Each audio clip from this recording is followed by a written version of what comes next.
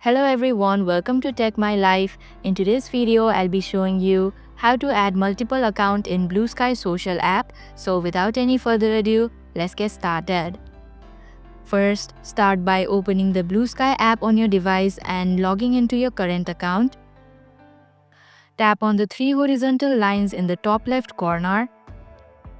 Then go to Settings option. Here you can see Add another account option. Tap on it.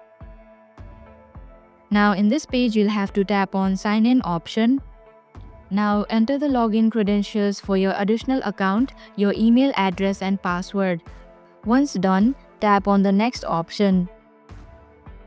To switch between accounts, go back to the settings or profile menu and tap on the account you want to use. It's that easy. And there you have it. You can now manage multiple Bluesky accounts like a pro.